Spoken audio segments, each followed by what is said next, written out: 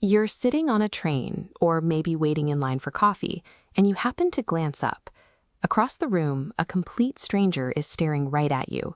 But the millisecond you lock eyes, they instantly snap their gaze to the floor. It's a sequence that plays out 1,000,000 times a day. You see it on busy sidewalks, sitting in lecture halls, and across corporate boardrooms. We usually write these moments off as temporary glitches in our social programming, just two sets of eyes colliding by accident, followed by a polite, embarrassed retreat. But that sudden retreat is actually a highly coordinated reflex.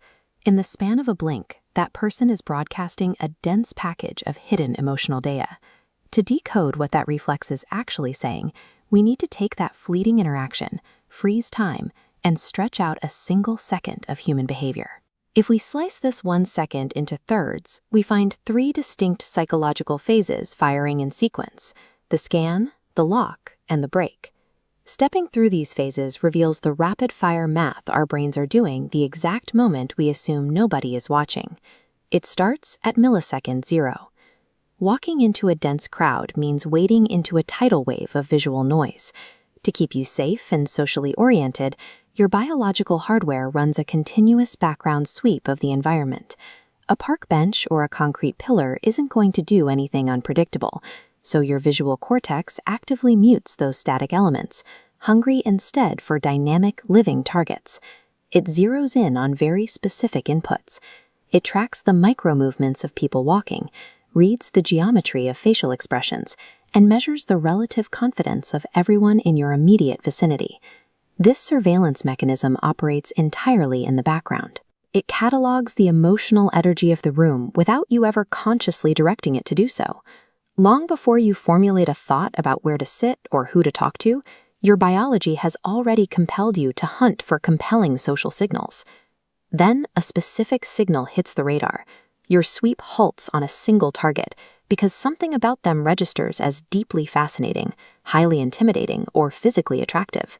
That wide net environmental scan collapses inward, locking your entire perceptual field onto this one individual. Pinpointing a high-value target like this triggers a direct physiological reaction. Your nervous system experiences a sharp, involuntary surge in energy and biological arousal. For a fraction of a second, the observer is totally absorbed, trapped in a state of heightened interest and completely unguarded. This focused attention creates a temporary state of extreme vulnerability. And then you look back. In that exact microsecond, the observer realizes the connection is mutual. For someone prone to self-consciousness or social anxiety, that realization hits the brain like an alarm bell. The subjective feeling of suddenly being perceived by someone you were secretly studying is incredibly loud. It's an acute, almost overwhelming flash of emotional exposure. The resulting action isn't a conscious choice to be polite.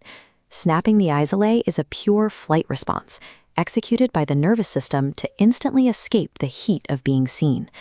Darting the eyes away is an instinctual act of self-preservation against sudden emotional exposure. That rapid break in eye contact acts as a shield, covering up whatever triggered the lock in the first place. It masks deep curiosity, a paralyzing wave of shyness, silent respect, or a profound fear of making things awkward. It illustrates a broader biological reality. The vast majority of our daily social behaviors are commanded by systems operating entirely in the dark. We process threat, attraction, and exposure in fractions of a second.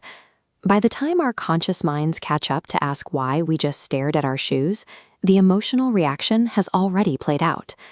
This fleeting, everyday awkwardness reveals a completely genuine, unguarded confession of inner emotion. We are quietly, constantly reading each other, and we notice far more about the people around us than we will ever consciously admit. If you want to keep exploring the hidden patterns driving human behavior, make sure to subscribe.